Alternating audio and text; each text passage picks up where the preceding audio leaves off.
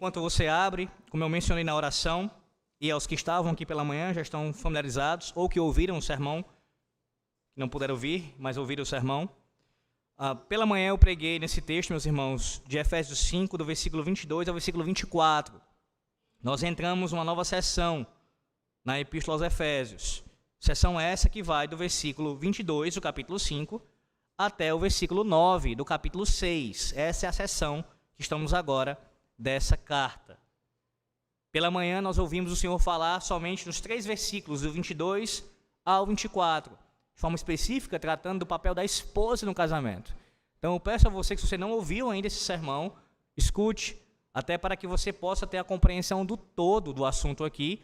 E como eu já abordei também a sessão, mostrando a sua divisão e tudo mais, eu não irei mais uma vez fazer nesse momento. Então, à guisa de contexto, eu peço, e principalmente da sua edificação, da sua fé, ouça o sermão que eu preguei pela manhã, assim que você puder. Agora, a exposição se dará do versículo 25 ao versículo 33. Do 25 ao 33. Mas eu farei a leitura do 22 ao 33. Do 22 ao 33 a leitura, mas a exposição do versículo 25 ao versículo de número 33. Assim diz o Senhor nosso Deus: as mulheres sejam submissas ao seu próprio marido como ao Senhor. Porque o marido é o cabeça da mulher, como também Cristo é o cabeça da igreja, sendo este mesmo o salvador do corpo. Como, porém, a igreja está sujeita a Cristo, assim também as mulheres sejam em tudo submissas ao seu marido. Maridos, amai vossa mulher, como também Cristo amou a igreja e a si mesmo se entregou por ela, para que a santificasse, tendo-a purificado por meio da lavagem de água pela palavra, para a apresentar a si mesmo igreja gloriosa, sem mácula, nem ruga, nem coisa semelhante, porém santa e sem defeito. Assim também os maridos devem amar a sua mulher como ao próprio corpo. Quem ama a esposa, a si mesmo se ama. Porque ninguém jamais odiou a própria carne, antes a alimenta e dela cuida, como também Cristo o faz com a igreja, porque somos membros do seu corpo. Eis porque deixará o homem a seu pai e a sua mãe, e se unirá à sua mulher, e tornarão os dois uma só carne. Grande é este mistério, mas eu me refiro a Cristo e à igreja. Não obstante, vós, cada um de per si, também ame a própria esposa como a si mesmo, e a esposa respeite ao marido. Amém. Meus irmãos, nós ouvimos pela manhã que uma das coisas que o pecado trouxe para a raça humana, para toda a humanidade, foi uma deturpação em nossos relacionamentos e, no caso também, em nossas próprias funções. Aquilo que Deus colocou como responsabilidade para nós, tanto no âmbito matrimonial, familiar, na criação dos filhos, bem como também na relação com o nosso próximo fora das nossas famílias. O pecado atingiu tudo isso. E o casamento, ao longo dos séculos, desde a queda de Adão, tem sido atacado, ora mais fortemente, ora não tão assim aparente, mas isso nunca houve um momento em que ele não tivesse sendo, de alguma forma, atingido. É o propósito do diabo, tentar destruir a família, atacar a família, jogar lama naquilo que Deus criou de forma tão boa, tão maravilhosa.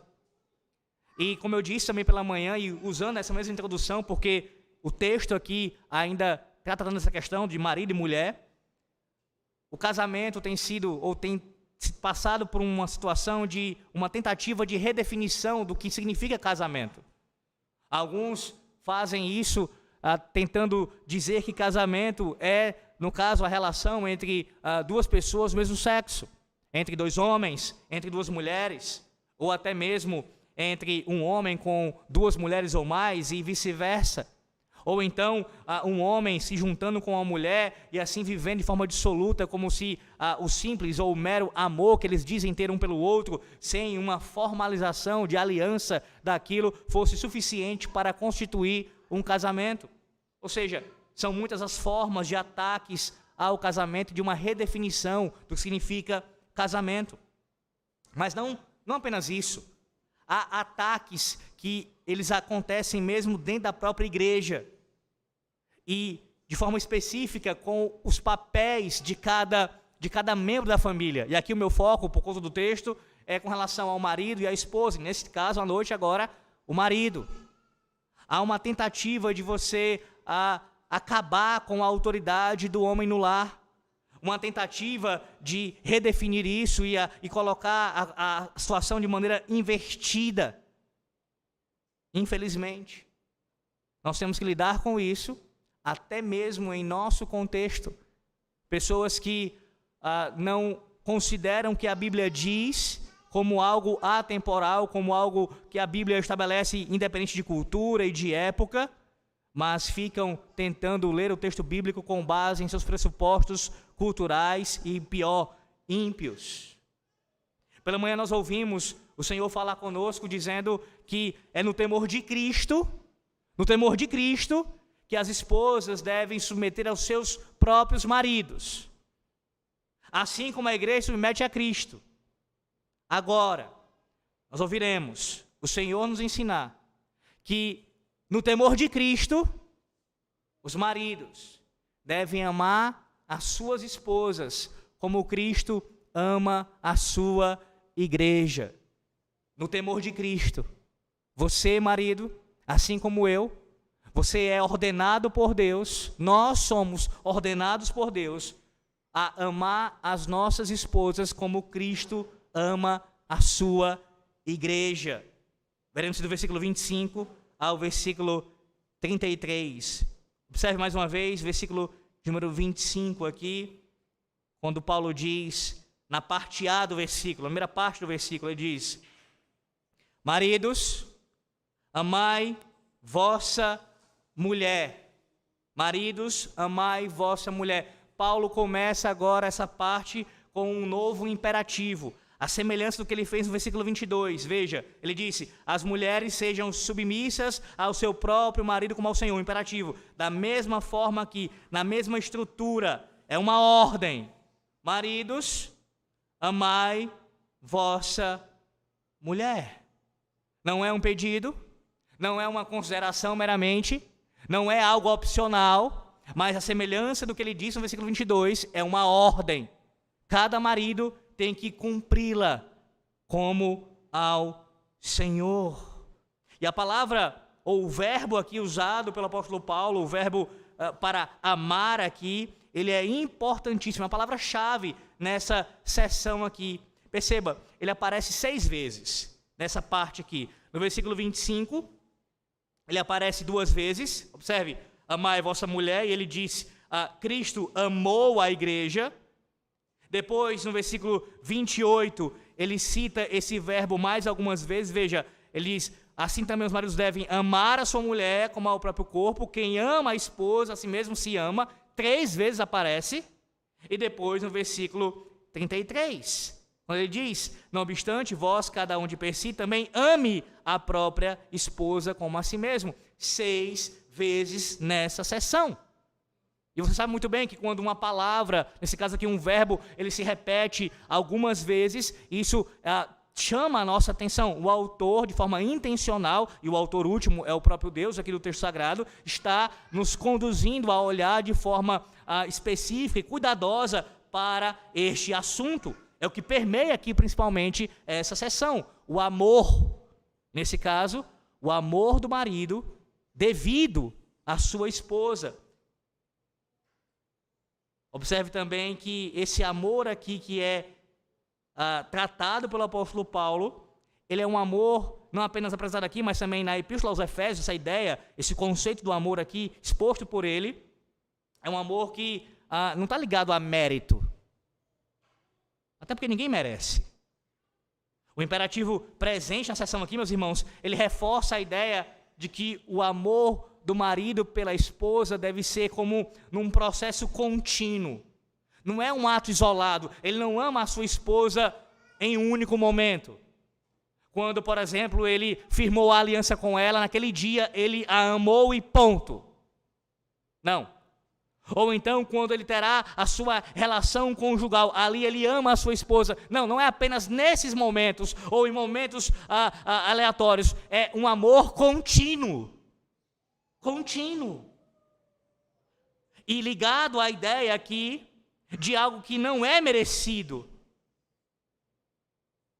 O marido deve amar a sua esposa, não porque ela supostamente mereça isso. Não. É um amor incondicional, independente de qualquer tipo de mérito. Além disso, o amor aqui do marido, ele também envolve o buscar o bem da sua esposa, da pessoa amada. Sim, é o que Paulo está ensinando aqui, mostrando o exemplo de Cristo, que busca o bem do seu povo, que sacrifica em prol do seu povo. O amor do marido pela sua esposa, ele é um amor que busca o bem da sua mulher. E da mesma forma que a submissão feminina da esposa ao marido não depende da reação do marido, ou seja, não depende do quão crente ele é, não depende do quão fiel a Deus ele é, não depende do quanto ele a ama. A submissão da mulher ao marido não depende disso. Da mesma forma, o amor do marido não depende do quanto a mulher dele é submissa a ele. Se você ouviu o sermão pela manhã, você deve agora ficar com isso bem conectado na sua mente, eu imagino. Quando você ouviu pela manhã que a esposa deve submissão ao seu marido, mesmo que ele não a ame como Cristo ama a igreja. Mas a mesma verdade é acerca do marido. Ele deve amá-la. Nós, homens, devemos amar nossas esposas, mesmo que elas não sejam submissas a nós, como a igreja é a Cristo. Que desafio para nós também. E por que isso? Você pode perguntar, mas por que isso, pastor? Ora, porque nós não somos movidos pela emoção meramente. Nós não somos movidos pelos caprichos emocionais. Mas o amor aqui e a obediência a Deus é um ato da vontade. Da vontade. Você, mulher, vai submeter, você, homem, vai amar em obediência a Deus, voluntariamente. Não vai esperar sentir alguma coisa. Não, isso não significa dizer que o sentir está anulado, o emocional tem que ser jogado fora. Não é isso. Até porque, de forma nenhuma, isso é condenado pela Bíblia. Pelo contrário, desde o começo, desde quando Deus criou Adão e Eva, o emocional estava envolvido com a vontade. A afeição, a vontade, o entendimento, isso compõe o homem, isso faz parte do homem. O que eu estou frisando aqui para você é que você não é guiado simplesmente por isso, mas pela vontade. Ela prevalece, você obedece a Deus, mesmo que o emocional esteja contrariado. É a mesma ideia com relação ao que Deus nos manda a amar o nosso próximo. Mandamento este que é ordenado desde o Antigo Testamento, lá em Levítico capítulo 19. E o próprio Cristo vai replicar esse ensino nos evangelhos. Você deve amar o seu próximo. E veja, você tem que amar até o seu inimigo. Aí eu pergunto a você, como é que você vai amar o seu inimigo se esse amor for baseado num sentimento que você tem que esperar surgir no seu coração? Eu vou esperar a emoção tomar conta, agora eu vou amar o inimigo. Você nunca vai amar o inimigo. Nunca. É impossível. Se você entender amor dessa maneira somente. Mas não é apenas isso. É decisão pessoal, é independente da reação, marido. É independente.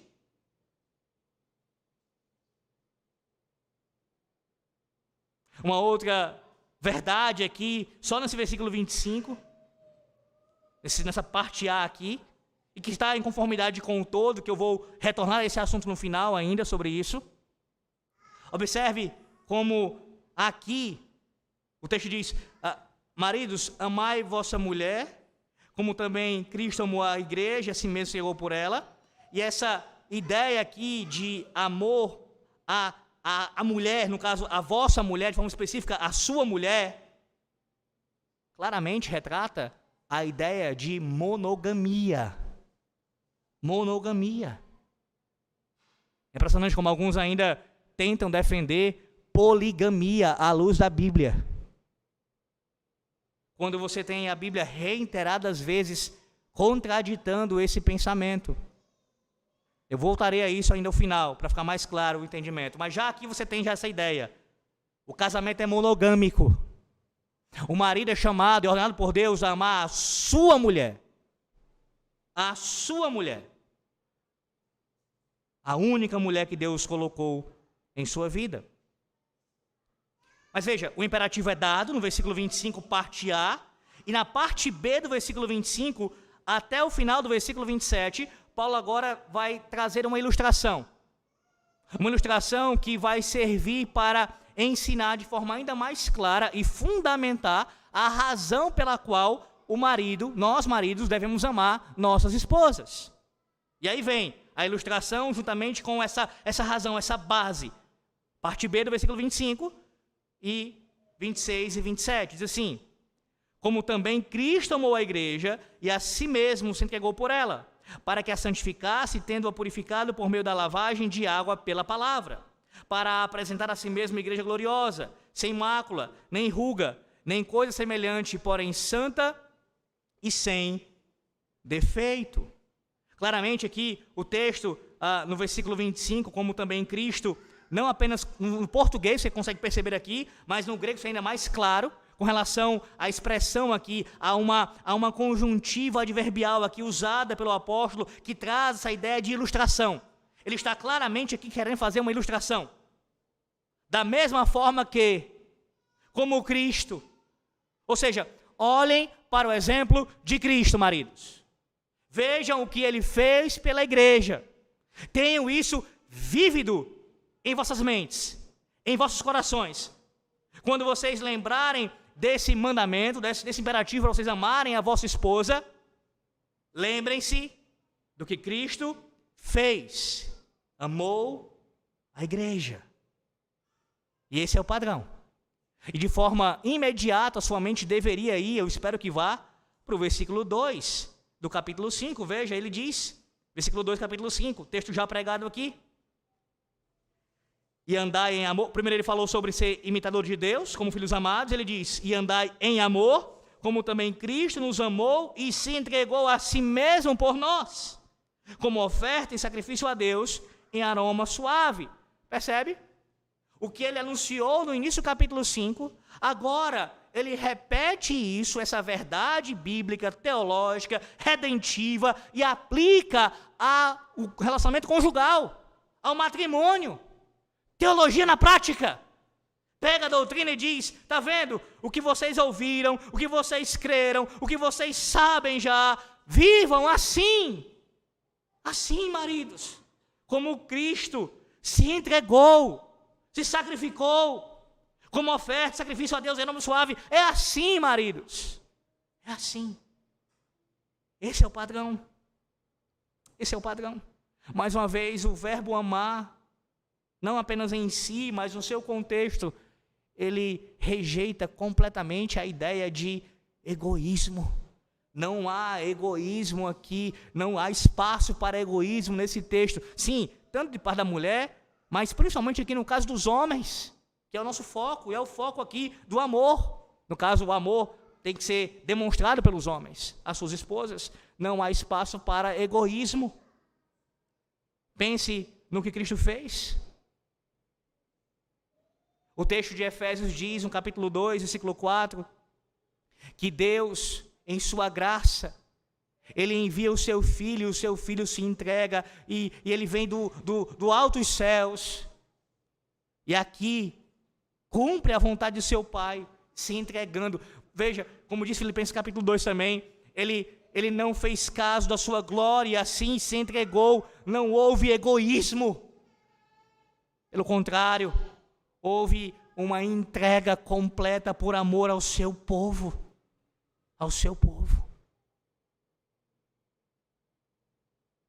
Claramente, meus irmãos, o objeto aqui do amor de Cristo é a sua igreja. E aí, os versículos 26 e 27 que eu já li, eles denotam para nós, eles evidenciam para nós esse amor. Ou colocando de outra forma, como é que você pode evidenciar o amor de Cristo pela sua igreja de forma bem específica? Essa entrega de Cristo, ela trouxe que implicações para a sua igreja, para o seu povo? Versículo 26, veja, ele diz: para que a santificasse, tendo-a purificado por meio da lavagem de água pela palavra. Observe que essa entrega, ela tem dois aspectos aqui. Um negativo e outro positivo, ou colocando na ordem como se apresenta, um no aspecto positivo e outro negativo. Como assim? De forma positiva, Cristo se entregou para santificar a sua igreja, o seu povo, isto é, separando o seu povo do mundo para Deus e para o seu serviço, positivamente. Mas não apenas positivamente, também no aspecto negativo. Ou seja, ele purificou, livrando-a da culpa do pecado e da corrupção. Por mais que os dois aspectos estejam unidos, e de fato estão, santificação e purificação, eles têm suas distinções. Santificação está relacionada a esse separar do mundo para Deus, para o seu serviço. Positivamente, agora servindo a Deus. E purificar tem a ver com isso, em livrar da culpa do pecado e da corrupção. Um duplo processo, santificação e purificação, que iniciou em nossas vidas, que tememos a Deus e estamos em Cristo, e se dará até o último dia de nossas vidas, até a nossa morte. Observe bem o que Cristo fez por nós. Nos santificou e nos purificou. E aí ele diz, por meio da lavagem de água pela palavra. Esse texto aqui, esse versículo, ele tem sido um dos versículos de Efésios bastante debatidos, um dos mais debatidos com relação aos estudiosos sobre isso, com relação à interpretação adequada, correta desse texto aqui. Se você observar bem aqui o texto, você verá que se não tiver cuidado com o que está sendo dito aqui com o apóstolo Paulo, se não houver um entendimento correto, alguém pode chegar à conclusão, como os papistas fizeram, e não apenas eles, de defender uma regeneração batismal. Sim, alguns entendem que a lavagem de água pela palavra aqui, ou a purificação que ocorre pela lavagem de água, ela está ligada ao batismo, de forma mais específica, a regeneração batismal. Como se alguém, pelo fato de ser batizado com água, isso causasse na pessoa a sua regeneração. Contudo, com o objetivo de se afastar desse entendimento papista, e não, repito, não apenas dele, alguns protestantes também entenderam assim, outros vão para um outro extremo e tentam aqui demover do texto completamente a ideia do batismo, como se Paulo não estivesse de forma nenhuma fazendo aqui alguma alusão ao batismo. E assim incorrem no outro extremo, no outro erro. Como se o único entendimento da passagem fosse, ou você considera que se aqui for o batismo com água, isso quer dizer que a salvação está ligada ao batismo no sentido de que depende dele de alguma maneira, ou então você nega isso afirmando que não trata de batismo com água. Mas quem disse que nós precisamos ficar entre uma das duas posições quanto a isso? Veja Tito, capítulo 3, versículo 5, que é um texto paralelo a esse. Tito 3, versículo 5.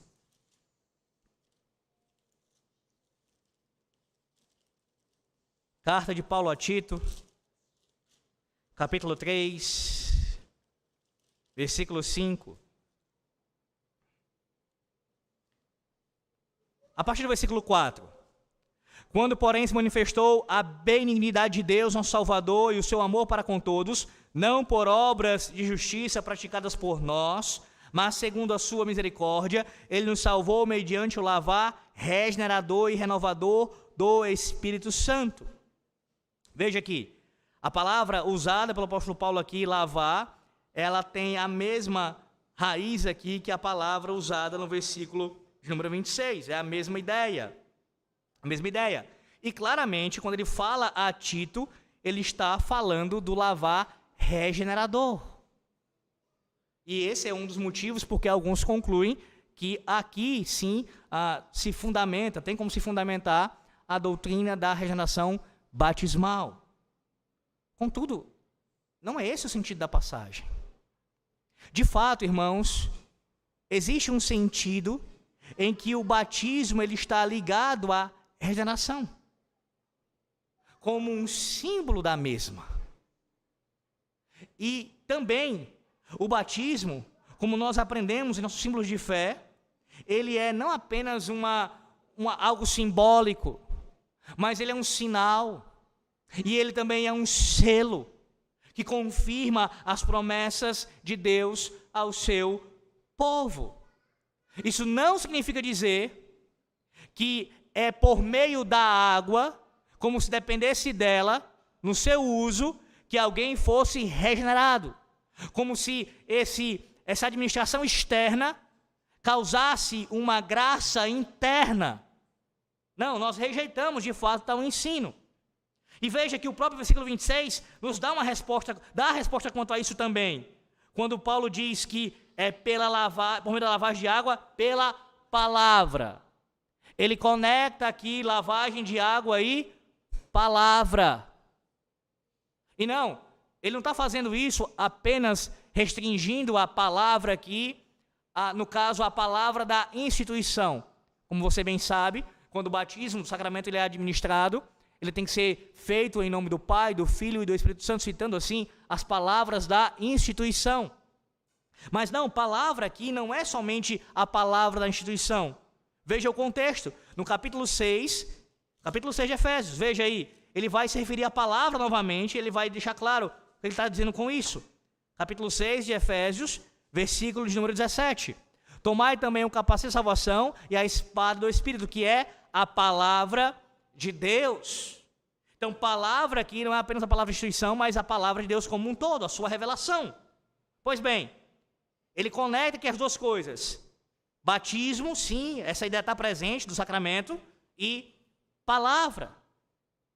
Mas ninguém é salvo pela mera administração externa do batismo. Ou seja, não é o rito do batismo com água que salva alguém. É a lavagem de água em conexão com a palavra falada, que é o uso aqui para santificação e purificação.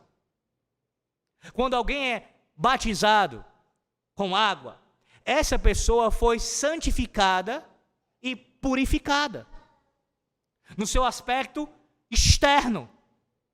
Sim, isso aconteceu. Ele foi santificado e foi purificado. Ele foi retirado, separado do mundo para Deus, para o seu serviço, e assim purificado.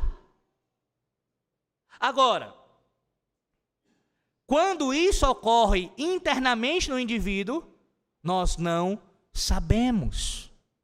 Pense em alguém adulto mesmo, uma pessoa que professa sua fé e ela recebe o batismo com água.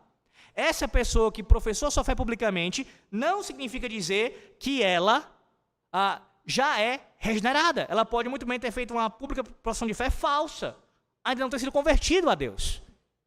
E essa conversão pode acontecer um dia depois, 10 anos depois, próximo à sua morte. Pode ser que ele seja convertido a Cristo em algum momento da sua vida, depois do batismo, mesmo adulto. Contudo, isso não remove o fato de que quando o batismo aconteceu, de fato ele foi santificado, de fato ele foi purificado, nesse sentido externo. E sobre ele, isso foi sinalizado e foi selado. Se ele não creu, é outra história. Vou usar a ilustração que Calvino usa e outros também já usaram a história da igreja com relação a isso, para ficar mais claro o pensamento para você. Imagine, eu já citei isso aqui na igreja. Imagine um cego que ele não pode contemplar o pôr do sol ou o nascer do sol. Ele não pode fazer isso, ele é impedido fisicamente de fazer isso. Ele está diante ali daquela beleza da criação e ele não pode ver, ele não pode enxergar. Mas é verdade. Não deixa de ser verdade o que está acontecendo. Aquela realidade está sendo comunicada. Aquela realidade está realmente acontecendo. Aquilo é um fato. Só que o próprio indivíduo não pode se apropriar disso. Ele não pode ver. Mas não muda o fato de que aquilo é real. Está comunicando algo sim. Só que ele não pode se apropriar daquilo. Semelhantemente, é no caso de alguém que recebe o batismo com água, mas nunca crê nas promessas que o batismo sinaliza e sela. Seja na infância, seja na fase adulta. Em qualquer época da sua vida. Se ele creu antes do batismo, se ele creu depois do batismo, nesse sentido não interessa. O batismo que foi a ele administrado, continuou sendo verdade, mesmo que ele não cresça naquele momento. E as promessas de Deus continuam sendo verdadeiras. Tanto é que se ele nunca crer, isso será ainda maior duro juízo contra ele. Porque foi comunicado a ele isso. Mas observe também a importância da palavra e os sacramentos andarem juntos, como nós reformados tanto enfatizamos. Palavra e sacramentos juntos. Por isso que um sacramento, o batismo e a ceia, nunca pode ser administrado sem as palavras da instituição. Sem a palavra de Deus sendo ali a que vai orientar, que vai elucidar o entendimento dos sacramentos. É pela palavra que eles são administrados. Acerca dessa ideia, meus irmãos, acerca do sacramento do batismo e do entendimento aqui, tanto de Efésios como de Tito, ouça aqui a nossa confissão de fé. No capítulo número 28 do batismo, seção 6. Escute bem. A eficácia do batismo não está limitada ao momento em que é administrado. Isso aqui, se você não entender isso, você incorre nos mesmos erros dos batistas. Todavia, pelo correto uso desta ordenança, a graça não somente é oferecida, ou seja, quando o batismo é administrado corretamente, como eu expliquei, em nome do Pai, do Filho, do Espírito Santo, com água, por um legítimo ministro do Evangelho, quando ele é administrado corretamente, a graça não somente é oferecida, e sim realmente exibida e conferida pelo Espírito Santo àqueles, sejam infantes ou já crescidos, a quem a graça pertence, de acordo com o bem-querer da própria vontade de Deus, em seu devido tempo. Em seu devido tempo. Ou seja, tal pessoa é um eleito de Deus, mas ainda no tempo e na história, ele não foi ainda convertido. Ele é um eleito, mas a conversão não aconteceu ainda. Não se deu no ventre, não se deu na tenridade, e ele foi batizado logo jovem, bem pequeno. Mas ele é lei de Deus, o batismo administrado a ele corretamente, certamente comunicará isso a ele. E ele pode não naquele momento se apropriar, mas no futuro, no tempo devido, isso vai acontecer. Da mesma forma com relação a um adulto. É um eleito do Senhor, não creu ainda, não aconteceu a conversão ainda, mas já foi batizado. Ele vai se apropriar disso no devido tempo. As promessas de Deus são reais, são verdadeiras, e o que ele diz pela sua palavra, ele cumpre. Seus sinais e selos do pacto da graça não são meras apresentações, exibições, meus irmãos. Deus comunica, Deus fala, Deus faz isso. E ainda, para você compreender melhor essa questão, o capítulo 13 da santificação da Confissão de Fé de Westminster, no seu início diz assim: os que são eficazmente chamados e regenerados, tendo um novo coração e novo espírito criado em si, são, além disso, santificados real e pessoalmente, pela virtude da morte e ressurreição de Cristo. Escute, agora, pela sua palavra e pelo seu Espírito que neles habita. Palavra, e espírito andando juntos. E o texto, um dos textos básicos aqui citados é Efésios 5, 26.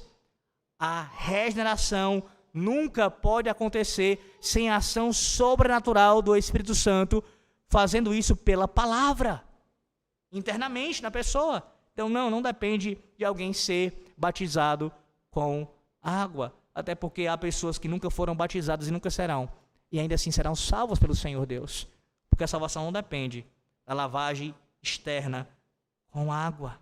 Você compreende isso? Deixa eu citar mais um comentário sobre isso, para ficar agora ainda melhor para você. Espero que você tenha entendido, mas para não ficar nenhuma dúvida. Calvino, comentando essa passagem, diz o seguinte: se a palavra é afastada, todo o poder do sacramento se esvai. Que são sacramentos senão selos da palavra? A palavra aqui quer dizer a promessa que explica o valor e o uso dos sinais.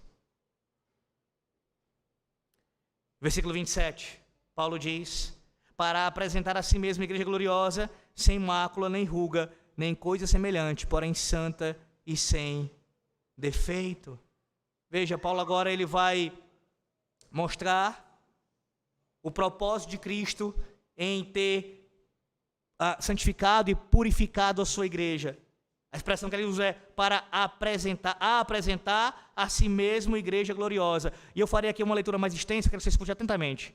Porque você consegue compreender o que Paulo está dizendo aqui, se você compreender o contexto de matrimônio nos dias de Paulo. E um comentarista falando sobre isso, ele diz o seguinte, acerca do matrimônio nos dias de Paulo. Primeiramente, havia o compromisso. Isso era considerado um ato mais sério do que o noivado moderno. Os votos do matrimônio eram pronunciados e aceitos na presença de testemunhas, e a bênção de Deus era invocada sobre a união. A partir desse dia, o noivo e a noiva são legalmente esposo e esposa. Em seguida, vinha um intervalo entre o compromisso e a festa nupcial. O noivo podia escolher esse período para efetuar o pagamento do dote ao pai da noiva, caso ainda não tivesse feito.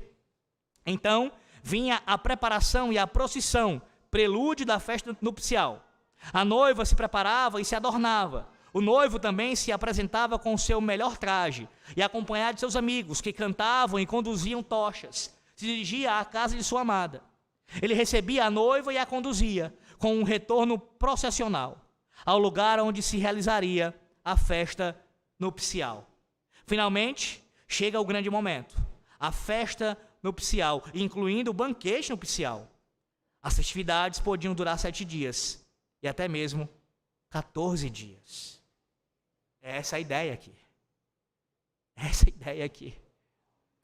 Qual foi o texto que nós ouvimos no começo deste culto? Isaías 54. É um dos muitos que retrata, desde o Antigo Testamento, a figura de Deus como o marido, aquele que desposa a sua noiva, que é o seu povo, Israel. Quando você vê aqui Cristo como noivo e a igreja como noiva, isso não é uma ideia nova.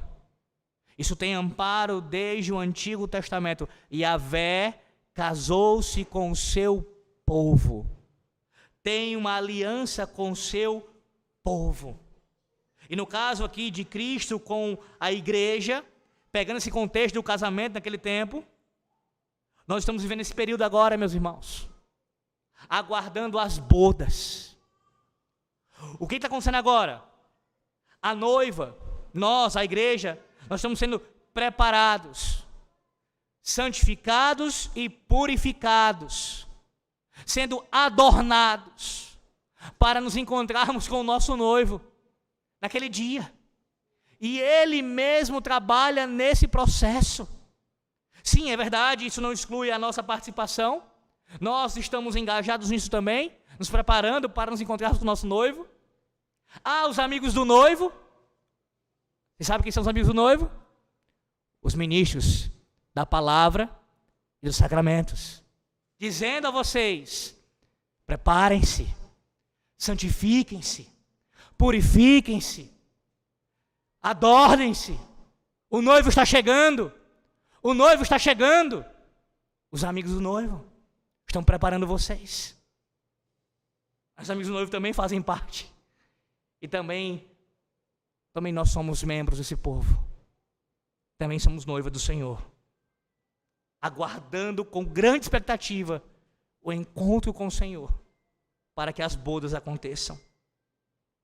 Como disse um certo poeta, ele disse o seguinte: para ser sua santa esposa, ele do céu desceu e a buscou, e por sua vida ele morreu, e com seu próprio sangue a comprou.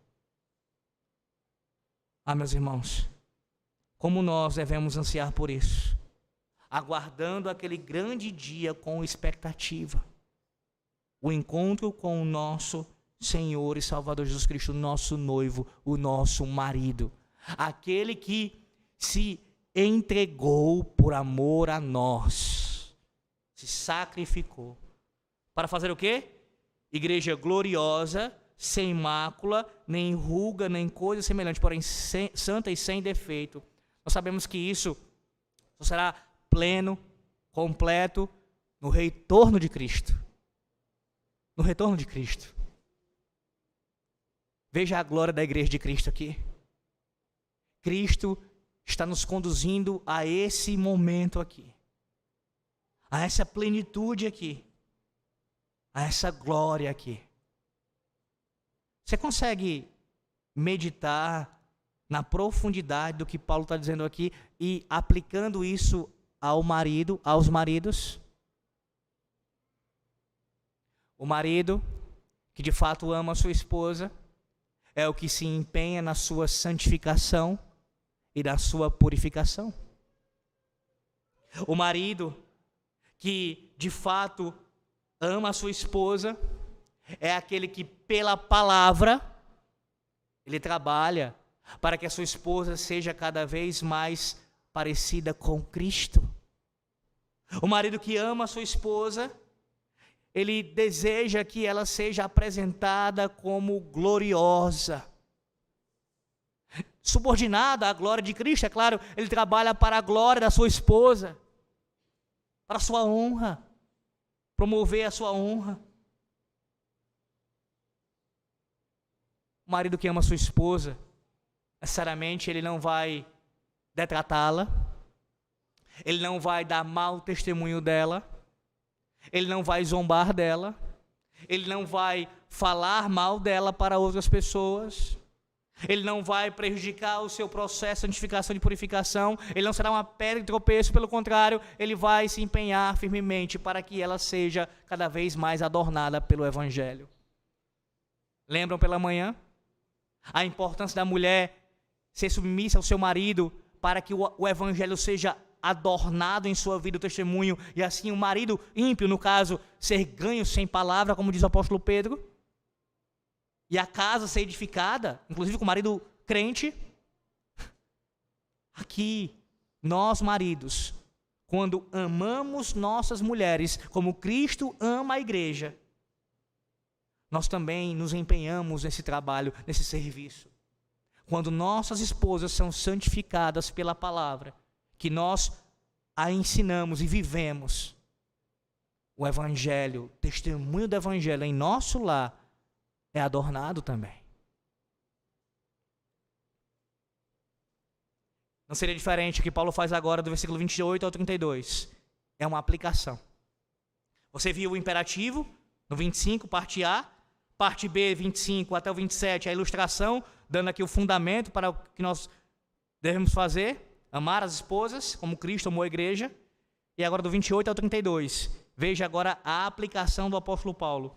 Ele começa no versículo 28 dizendo: assim também os maridos, veja, ele está aplicando. Assim também os maridos devem amar a sua mulher como ao próprio corpo. Quem ama a esposa, a si mesmo se ama. Os maridos devem amar suas esposas como sendo seus próprios corpos. O esposo, meus irmãos, nós, maridos, somos os cabeças das nossas mulheres. Como Cristo é a cabeça da igreja. Portanto, de forma necessária, a consequência disso é, assim como a igreja é o corpo de Cristo, também a esposa, em certo sentido, é o corpo do esposo. Essa ilustração aqui que ele usa. De tal forma íntima é a união de ambos, que, consequentemente, é impossível que o esposo não ame a sua esposa. Ora, se você ama o seu próprio corpo, ou você não ama? O seu corpo, você não ama? Então, como você não pode amar sua esposa? Como você pode não amar a sua esposa?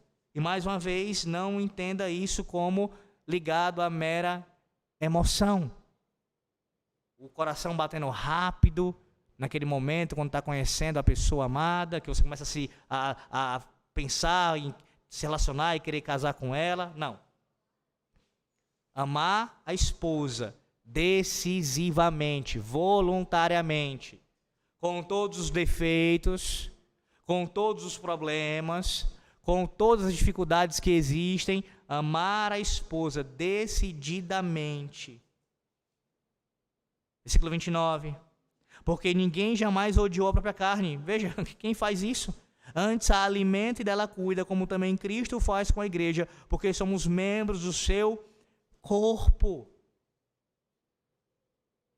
Proteção e nutrição, cuidado, provisão com o próprio corpo é algo natural, é inerente a nós.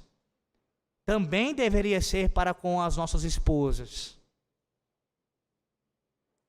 Percebe o quão grave é quando você deixa de alimentar a sua própria carne, e nesse caso aqui a sua própria carne, a sua mulher, que é carne da sua carne, que é osso dos seus ossos, como disse Adão a Eva. Você deixa de alimentar a sua própria carne, o que vai acontecer? Tendo a ilustração em mente, se você deixa de alimentar a sua própria carne, ela vai morrer. O que vai acontecer com a sua esposa? O que vai acontecer com o seu casamento? E aqui, por mais que você pense de forma imediata na questão alimentar, física, que também está presente, isso é óbvio, é uma implicação, o cuidado, a provisão do material, o foco principal do apóstolo Paulo aqui é no espiritual, é na santificação da mulher, na purificação da mulher, pela palavra, na nutrição espiritual dela. Se você não faz isso, se não se empenha nisso, a sua mulher, ela sofre as consequências. Não são poucos os casos de mulheres, de esposas sobrecarregadas na igreja. E eu estou falando da igreja em termos gerais, irmãos. O que se aplica à nossa também, é claro. Sobrecarregadas espiritualmente em seus lares, porque seus maridos não alimentam a sua casa. E sempre as mesmas desculpas esfarrapadas. Eu não tenho tempo. Você não tem tempo mesmo? Não tem tempo? Você não vai ter tempo. Deixa-me ser bem específico com você sobre isso. Homem, você não vai ter tempo de um ministro da palavra com relação a preparar um sermão. Isso é óbvio. Se você quiser correr com um ministro com relação a isso, você corre com os cavalos. Isso é impossível. Deus chamou ministros para se prepararem para isso. Se um ministro não se empenha diariamente em várias e várias horas, porque é o seu trabalho, inclusive, em ler e se aprofundar no texto sagrado, ele rouba de Deus e da igreja. Ele não cumpre o seu trabalho. Mas dentro da tua vocação, do teu trabalho, seja um trabalho que você faz dentro de casa, online ali, usando o computador, ou sai para trabalhar. Dentro do teu tempo, dentro da tua condição, Deus tem te dado sim tempo para isso. Você tem condição. A questão é como você gere o seu tempo.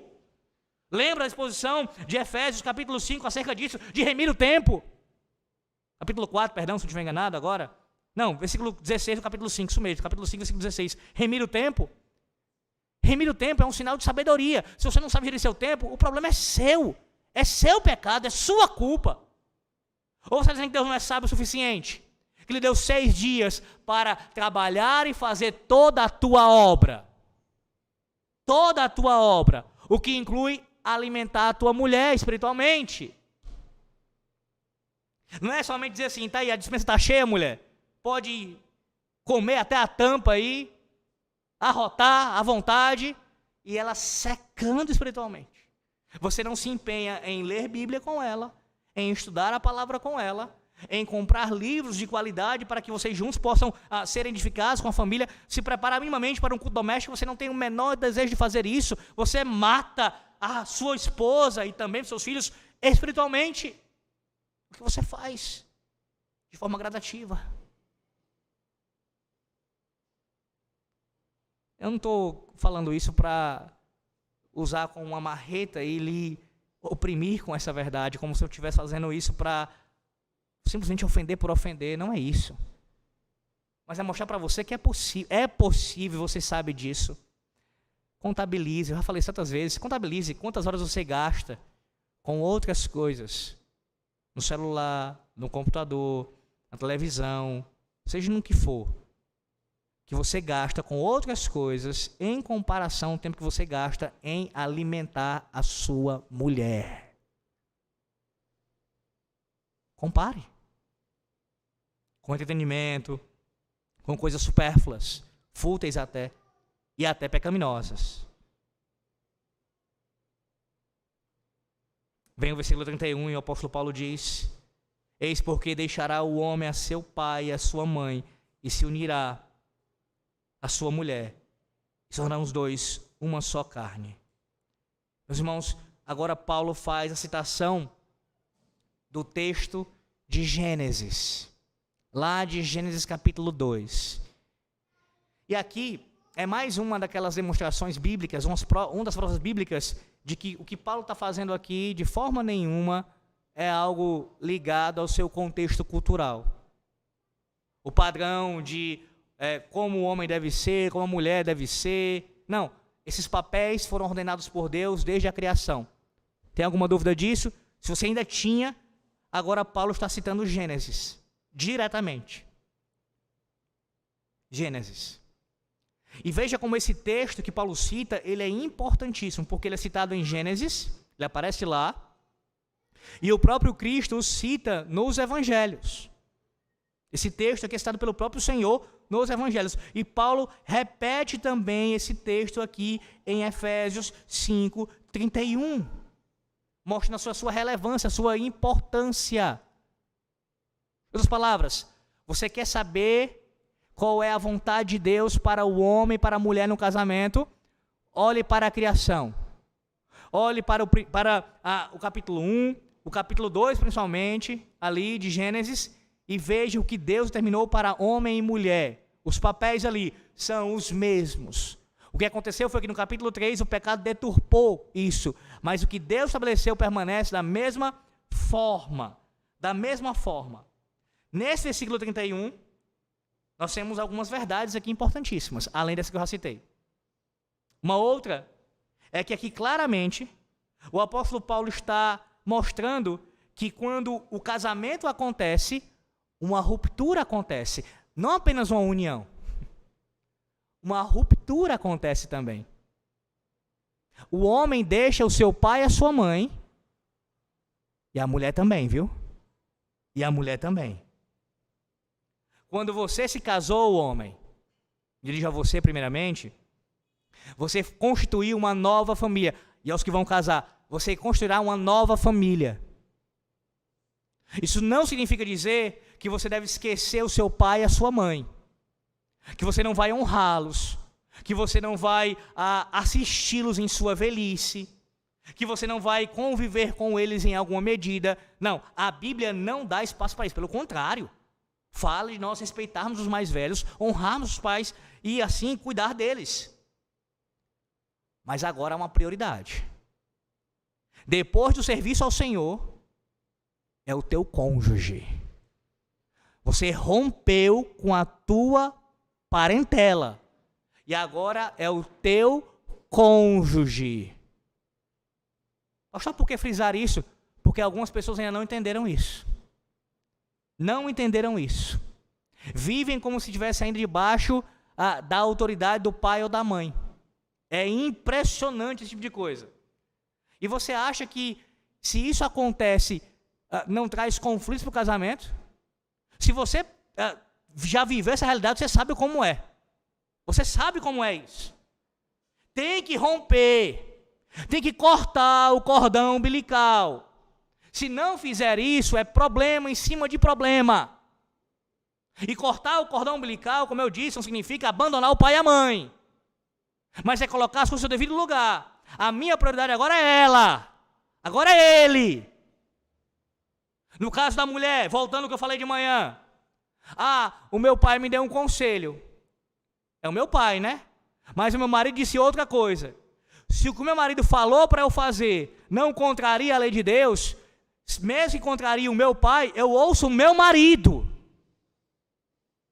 Da mesma forma a mãe. Eu ouço o meu marido, não a minha mãe. Do mesmo jeito os homens. Eu vou dar espaço, eu vou dar ouvidos, eu vou primeiro ponderar o que é mais importante para a minha esposa. Não para a minha mãe, não para o meu pai. Primeiro para a minha esposa. Ela está assistida, ela está bem, já amparada. Aí eu penso, de forma secundária, depois dos meus filhos, dos meus pais. Você entende isso? Ou você quer algo mais claro do que deixará o homem a seu pai e a sua mãe? Deixará. Formam agora uma nova família. Uma nova família. Entenda isso uma vez por todas. Porque enquanto isso não acontecer na sua vida, se é o seu caso aqui, se você não cumpre isso, de forma a zelar por essa questão, os problemas continuarão a acontecer. Mas há uma outra verdade também no texto. Veja que a união que é aqui retratada, não tenha nenhuma dúvida, ela não é apenas isso, mas primariamente é uma referência a isso, ou seja, a relação íntima conjugal. Até disso o apóstolo Paulo está tratando aqui, irmãos. Até isso é mencionado. Quando um homem e uma mulher se casam, eles literalmente tornam-se uma só carne. Na união entre um homem e uma mulher, no seu leito conjugal, santificado, purificado por Deus, essa união santa, eles se tornam literalmente uma só carne. Uma só carne. Perceba que uma só carne só é admitido dentro do contexto do matrimônio. Fora disso, qualquer outra relação, como eu disse que ia citar, eu vou citar agora novamente, é dissoluta, é imundície, é prostituição, é abominada pelo Senhor nosso Deus. Uma só carne, veja, dois, não um com dois, não um com três, não dois com dois, não dois machos e duas, não, um macho e uma fêmea, juntando-se, esses dois formam um só, macho e fêmea, formam um só. O casamento ele é monogâmico, e ele é heterossexual. É até redundância você falar isso. Mas em tempos tão obscuros como os nossos, é importante enfatizar. Até isso está em vista aqui, irmãos. Até isso está em vista aqui. E ele ainda fala no versículo 32, grande é este mistério, mas eu me refiro a Cristo e à igreja. Mais um texto importante explicar acerca da má interpretação dos papistas sobre isso. Por quê? A tradução, a famosa tradução Vulgata Latina, ela traduziu aqui a palavra mistério pela palavra sacramento. Sacramento. E aí você já imagina a confusão, né? Se você conhece um pouquinho de teologia católica, você sabe disso. Os papistas entendem que o casamento, ele é um sacramento. Ele é um sacramento. E uma das razões para chegar a essa conclusão se embasam nessa tradução da Vulgata Latina, da palavra mistério aqui por sacramento. O que já é um grave erro você usar esse tipo de base, uma vez que você tem que embasar qualquer doutrina no texto original, no que os originais dizem, e não numa tradução que pode sim, nesse caso, uma tradução que não vai ali condizer com o que realmente o texto está ensinando. Só que mais do que isso, o versículo 32 mostra para nós, o apóstolo Paulo aqui, o mistério que ele se refere aqui é a Cristo e a igreja. O próprio Paulo explica aqui. Não é que ele está desvalorizando a honra, o valor aqui do casamento, não é isso. Mas apontando para o relacionamento, a comunhão aqui maior, que é Cristo e a igreja.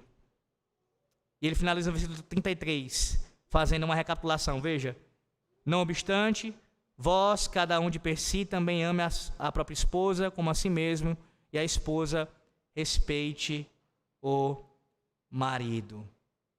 E a esposa respeite o marido. Veja como ele faz aqui uma recapitulação. Ele está falando as mesmas coisas que ele já ensinou, de forma sucinta aqui, e agora apresentando o assunto de forma inversa. Ele começou falando da esposa, no 22, e depois no 25 do marido. Agora ele começa pelo marido e termina com a esposa. O que não há nenhuma dificuldade de entender porque ele fez isso, porque o fluxo da sua fala, do seu raciocínio, era tratando do marido, do amor do marido pela sua esposa. E aí ele continua na mesma toada e encerra relembrando também o papel da esposa. Está vendo a palavra aí, respeite o marido? Na sua tradução talvez tenha reverencie o marido. Está vendo a palavra aí, respeite o marido ou reverencie? Essa palavra aí, veja o versículo 21, do capítulo 5. O texto que lança luz a toda essa seção. Versículo 21. Sujeitando-vos uns aos outros no temor de Cristo. É a mesma palavra. No caso, a mesma raiz aqui de temor. Temor. E a esposa tema ao marido. Reverencia o marido. E aí alguém pode dizer, mas é temor no sentido de ter medo de... Não, claro que não. Você tem medo de Cristo? Você que ama Cristo, você, mulher, que submete-se a Cristo, você tem medo de Cristo, você tem pavor de Cristo, entenda, no sentido de ficar realmente querendo se esconder dele. Não, você tem temor. Temor. E no caso aqui, a esposa demonstra esse temor, esse respeito, essa reverência pela chefia do marido. O marido, ele é o cabeça dela, o cabeça do lar, e ela respeita isso, ela reverencia isso. Você consegue entender o quão distantes nós estamos lá do que a Bíblia ensina e da nossa cultura, ela chegou aonde ela chegou? Quantos lares se perdeu? E aqui meu último ponto aqui que eu estou frisando, nessa parte do 33, ainda vou falar mais dos maridos, tá? Nessa conclusão. Mas só sem esquecer isso daqui, a parte final do 33. Quantos lares o homem, o cabeça do lar, ele é qualquer coisa, mas ele não é respeitado? Qualquer um faz o que quer com o homem dentro de casa. A mulher é a primeira a desautorizá-lo. Os filhos falam alguma coisa e ela, no lugar de repreender os filhos que estão falando contra o pai, ela vai e endossa o que o filho está falando contra o pai. Escute, mulher, o que a palavra de Deus diz para você nessa noite. Mais uma vez. Você é chamada a reverenciar o seu marido, a temer o seu marido, a respeitar o seu marido, e você conduz seus filhos a isso. Se os seus filhos são insubmissos para com o seu marido, desrespeitam o seu marido, e você não faz nada, você tem culpa nisso. Você tem que ser o principal exemplo de obediência e de respeito ao seu marido dentro de casa. O principal exemplo disso. O principal. O principal exemplo disso. É triste, irmãos, uma casa onde se falta um respeito com o pai de família. O pai de família, ele é tratado como se fosse um qualquer. Isso acontece de formas tão veladas, como se fosse, não, que bobagem, é uma coisa mínima, isso não tem nada demais. Às vezes, por exemplo, o priorizar os filhos em detrimento do marido. Criou-se uma concepção de que a prioridade de uma mulher, quando casada e mãe, são os filhos e não o marido. Quem disse isso para você? Eu vou dizer quem foi que disse para você. Foi o mesmo que falou para Eva acerca do fruto. O mesmo ser que diz, ame seus filhos mais do que seu marido, é o mesmo que falou para Eva. Foi assim que Deus disse? E aí a pessoa faz uma confusão mental. Então eu vou odiar meu filho. Não, você não vai odiar o seu filho. Você ama o seu filho, e você cuida do seu filho, mas você não faz isso contra o seu marido, no sentido de que o seu marido é prioridade para você. É prioridade para você. Você é uma só carne, mulher, com o seu marido, não é com o seu filho, não. Entenda isso. É com o seu marido, não é com o seu filho. Um dia, o seu filho, a sua filha, deixará pai e mãe e se unirá ao seu cônjuge. E olha a novidade para você saber. Olha para o lado, sabe quem vai estar com o teu lado? Teu marido. É ele que vai estar contigo. E tomara a Deus que ele esteja com você. Que Deus dê saúde a ele, ele possa estar com você. Mas o foco dessa sessão toda aqui, do 25 ao 33, são os maridos. São os maridos. O amor dos maridos pela sua esposa. Eu quero concluir, mais uma vez, citando Joe Bick, como eu sei pela manhã, na conclusão, acerca dos deveres do marido. Uma síntese aqui disso. Escute. Ele diz o seguinte: os puritanos costumavam enumerar os deveres de cada cônjuge. Ensinavam que, além de amar sua esposa e cumprir os deveres conjugais mútuos, o marido não deve dominar sua mulher tiranicamente, e sim tratá-la como alguém que lhe é igual. Veja, a liderança, o governo do homem, o ser cabeça sobre a mulher, não significa governar de forma tirânica, mesmo nesse contexto onde ela respeita e reverencia o marido. O marido deve esforçar-se para liderar espiritualmente sua mulher, tendo em vista o seu aprimoramento, encarregando-se de que ambos adorassem a Deus, especialmente no culto doméstico e conduzindo ao culto público.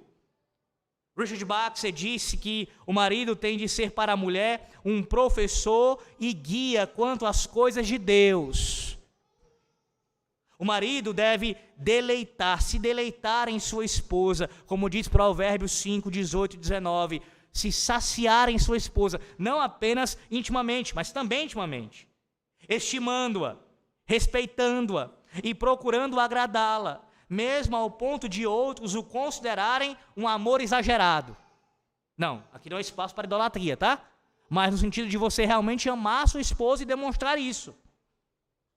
O marido não deve permitir que imperfeições em sua mulher diminuam seu amor por ela. Escute bem isso. Um puritano chamado William Gouge diz o seguinte: se um homem tem uma esposa não muito bonita ou agradável, mas que possui algum defeito em seu corpo, alguma imperfeição no falar, no olhar, nos gestos ou em qualquer parte do corpo, ele deve, apesar disso, ser bastante afeiçoado por ela e deleitar-se nela como se fosse a mais linda e, de todos os modos, a mulher mais completa do mundo.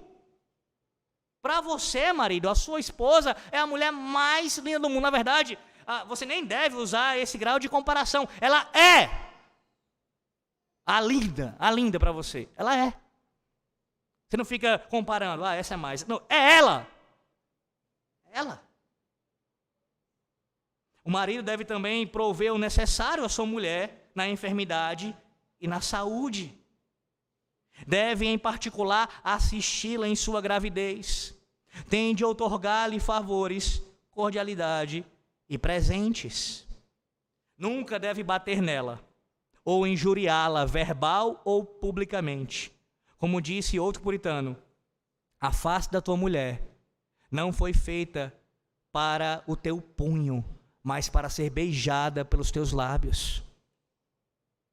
Às vezes, um marido pode repreender sua esposa, mas somente com amor cordial e sempre para afastá-la do pecado. Todavia, as repreensões devem ser raras e ministradas em particular com humildade, e jamais quando a esposa está com raiva. Finalmente, um marido tem de aceitar as funções que sua mulher desempenha. Precisa mostrar sua aceitação por meio de sua gratidão, não exigindo que ela faça demais e dando-lhe liberdade de administrar os afazeres do lar. O marido deve fazer tudo isso com ternura e alegria. E a pergunta é isso que você tem feito, marido? É isso que nós temos feito? Nenhum de nós aqui presentes essa noite, e se você escuta o sermão também à distância, nenhum tem cumprido isso perfeitamente. Todos nós falhamos. Não há um justo, nenhum sequer. Todos nós.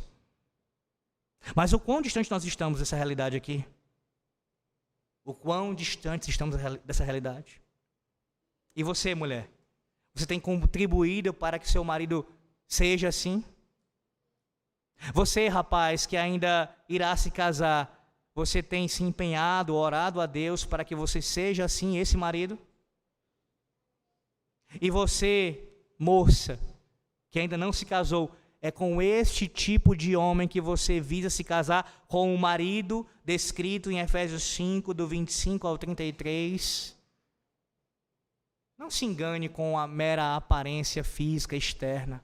Eu não estou dizendo que ela não pode ser em algum nível ponderada, só que eu estou falando para você não olhar para isso como sendo a primeira razão, o primeiro motivo para você estar com alguém, você firmar com alguém um compromisso. Olhe para o que a Bíblia diz acerca de como o marido deve ser, moça. Assim como os rapazes que vão se casar também. Para o que a Bíblia diz acerca de como o marido, como a esposa deve ser. E não pelas aparências externas. Isso vai passar. A idade chega para todos. A enfermidade chega também para alguns, então pode ser algo dilacerador. E toda aquela aparência bela, externa, ir embora. O que sustenta o casamento é o pacto. Assim como tudo. É o pacto. Você firmou um pacto com a mulher da tua mocidade. E firmou diante de Deus que a amaria. Amaria como Cristo ama a igreja. E isso independe da condição financeira. Isso independe da saúde estar bem ou mal. Isso independe da beleza estar presente ou não tão presente. Isso independe das circunstâncias sociais, das crises espirituais. Isso independe de qualquer circunstância, até mesmo que aquele fervor emocional estava mais presente antes e agora arrefeceu. Independe disso, é incondicional. Porque o amor de Cristo pela sua igreja não se baseia no que nós fazemos para Ele. Já pensou? Se baseasse nisso? Se hoje, homem, se hoje, mulher, você ouvisse do Senhor que você só será amado por Ele, dependendo do que você fizer para Ele, do quão obediente você for a Ele, já pensou? Todos nós estamos reprovados. Todos nós. E aí seja constrangido com esse amor. Ele permanece nos amando a despeito de nossa infidelidade matrimonial. Ele permanece amando você. Assim os maridos devem amar sua esposa. Como Cristo ama a igreja. No temor de Cristo. No temor de Cristo. E as esposas, em tudo, submetam-se aos seus esposos, também no temor de Cristo. A Deus seja a glória por isso, meus irmãos. Que Deus nos conceda a sua graça e força para sermos nós, maridos que amam suas esposas, e mulheres, esposas, que submetem seus maridos no temor de Cristo. Amém. Oremos ao Senhor. Graças te damos, ó Deus, por tua palavra. Graças te damos. Porque o Senhor falou conosco mais uma vez. E assim fomos edificados por ti, Senhor. Eu te imploro, ó Deus, que aplique em nossas vidas a tua palavra. Nós, maridos, somos falhos, somos pecadores. Nós, ó Deus, não temos amado nossas esposas como deveríamos. Somos impacientes, somos muitas vezes brutos, falamos o que não deveríamos, tratamos com rigor acentuado, ou alguns de nós de forma a ser omissos. Ó Deus, nos perdoa. Nos perdoa. Perdoa aqui os homens aqui presentes, todos nós, por falharmos como maridos. Também, ó Deus, te peço que perdoe a cada mulher aqui que é já esposa, que fale em sua submissão, que fale, ó Deus, em sua função como mulher, como esposa no lar. Perdoa, ó Deus, por meio de Cristo. E concede a cada homem e mulher já casados a condição de crescer em tua graça e obedecer a tua palavra. Ó Deus, e nos casamentos que precisam de restauração, casamentos que porventura estejam precisando de restauração, eu te peço, Senhor Deus, essa noite, Eu oro a Ti, na dependência do Teu Santo Espírito, confiando na obra do Redentor, para que essa palavra proclamada, o Teu Evangelho, entre nos corações aqui, Senhor Deus. E que o marido não pegue o sermão pregado pela manhã, e a mulher não pegue o sermão pregado pela noite, e eles não usem isso como armas para se atacarem, Senhor. Mas que eles possam, constrangidos pela proclamação da palavra, o marido chegar para a esposa e dizer: perdão porque eu tenho falado com você. E a esposa chegue para o marido: perdão porque eu tenho falado com você. E nós com o nosso Deus. Peçam perdão mútuo, confessem os seus pecados, clamem ao Senhor por sua graça, e juntos arrependidos sejam conduzidos ao arrependimento verdadeiro. E assim, ó Deus, abandonem os seus pecados. Que não seja um momento de indiretas ou diretas, mas que haja, ó Deus, uma mútua busca por Ti e fazer a Tua vontade. E que eles meditem, ó Deus, ao sair daqui, ao chegar em casa, durante toda a semana. Assim nós Te rogamos, Senhor, em nome do Senhor Jesus Cristo. Amém.